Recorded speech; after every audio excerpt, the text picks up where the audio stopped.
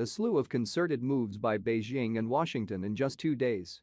First, China announced an initial list of American products that will be taken off the first round of additional tariffs. Then, the US delayed additional tariffs on Chinese imports due to be levied in October. China then showed its support for enterprises purchasing soybeans, pork and other agricultural products from the United States, signaling that such deals will be exempt from additional tariffs. According to a commentary released by China Media Group (CMG) on Friday, the positive interaction shows that the two sides are trying to meet each other halfway and making efforts to address each other's core concerns so as to create favorable conditions for a new round of talks scheduled for early October. China and the United States are the two largest economies, and so inevitably any economic and trade issues between the two sides will be complicated. To resolve them, sincerity, goodwill and practical action are needed. China resolutely opposes any escalation in the current trade war. It hopes that under the guidance of the consensus reached by the two heads of state at their meetings in Argentina and Japan, the two sides will seek common ground while respecting each other's differences, take further actions to show goodwill, and eventually reach mutually beneficial trade agreements. This is in line with the interests of both China and the United States and the expectations of the international community. Another weekend of depression. Jessica Young's clothing store business has dropped over 50% since June when the protests started. This is her second store in Causeway Bay in downtown Hong Kong. The current social unrest has scared away many of her customers, and she's struggling to make her business survive in one of the world's most expensive business districts. Half of my customers are local residents, the rest are tourists, but not a single tourist have visited my store in July and August. Lots of my local customers have taken their kids to overseas summer camps, and they're afraid of coming back because of the protests. Protests have also affected her plans for the future. I plan to open another store. I have found the site and done negotiating the price with the landlord, but I postponed the plan because of the protests. I thought the unrest won't last long.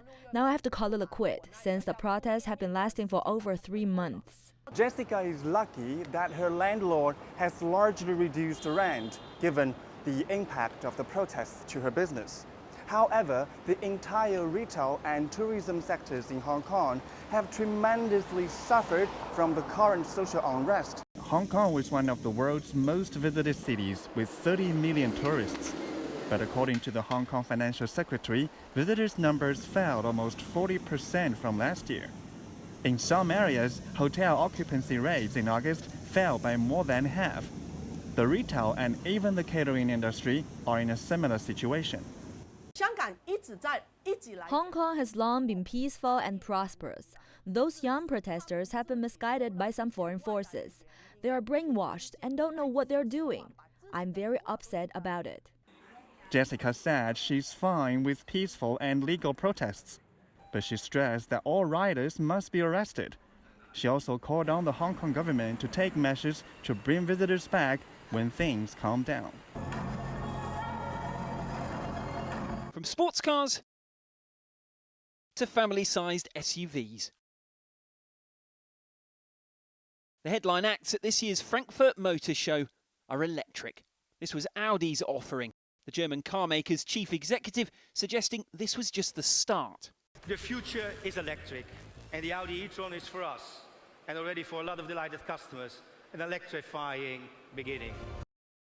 Each of the big German brands had their moment in the spotlight, with BMW's boss acknowledging how rapidly the shift is gaining pace. We are already right at the forefront of electromobility.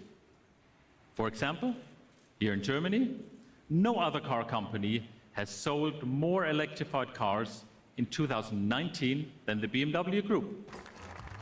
Some experts see electric car sales surpassing the 1 million mark across Europe next year. Going green is no longer a luxury, it's increasingly seen as a necessity. Germany's auto giants are out to show they're serious about cleaning up their act at this year's Frankfurt Motor Show, which is why they're presenting a whole new range of both hybrid electric and fully electric vehicles. That's only one part of a strategy, though, aimed at responding to rapid and significant changes taking place across the industry. Welcome to the EDAX stand in Frankfurt. I'm CityBot. Another emerging theme is not so much the vehicles themselves as the systems that connect them. This German firm offers what's called mobility solutions that promise to transform how we travel. You have only these robots, and then they can really flow in this without any stops. So you remove the traffic lights, you remove the traffic signs, and they can just flow continuously, controlled by a traffic control system, so like a bigger brain on top. Organisers say the entire show is taking on a different look. We are discussing in this IAA all points and all themes of mobility, urban mobility, electric mobility, OEM and supplier situation, how to use car sharing, how to use all mobility instruments and tools, not only cars. Ultimately, though, this is still a motor show, and it's cars that the public's come to see. On the cliffs, caves and stone walls of the Serra da Capivara in Brazil's hot and dry northeastern countryside, there are signs of an ancient human presence that challenges established theories on how mankind reached the Americas. These drawings depicting prehistoric times, the region's fauna, and scenes of daily life among its ancient inhabitants, like this one usually described as the Kiss. The artifacts found here are among the oldest in the Americas. This stone tool, dated to be 30,000 years old, kept in the Parks Museum, is an example. Research began here in the late 1970s, when archaeologist Nied Guidon, now 86 years old and still working in the region, first heard from locals about the paintings. Her discoveries supported the theory, then much discredited, that mankind arrived in South America before reaching North America, and thousands of years earlier than previously thought. Importância das escavações que demonstrou. The excavations here have shown that mankind arrived here about 30,000 years ago, and they stayed because at the time this was a very favorable region with plenty of water. But when we published the first results of our research with the dates of the artifacts from the Hold Stone site, some American scientists said it was impossible because man had first come to the Americas 17,000 years ago across the Bering Strait. Every year, a French government-sponsored team comes to Serra da Capivara for a few months to continue digging. The sites are now covered again for protection, as this year's excavations have been completed. Archaeologists logging the artifacts collected say their latest finds date back even further. Oldest, for the moment, it's around 70, 65,000 years old. Donc we have all the sequence, 10, 20, 30, 40, 50, 60, now 69,000 years old. And it's not only scientists coming. About 20,000 tourists come to the park each year to see the landscapes, paintings and the 2 museums set up here, supporting much-needed businesses and jobs in the region. The archaeological discoveries in the Serra da Capivara and the creation of a national park gave a much-needed boost in the economy of this impoverished region. And it's not only about the tourists that have been coming. Another good example is the pottery that ships countrywide their products decorated with handmade reproductions of the paintings found on the rocks here.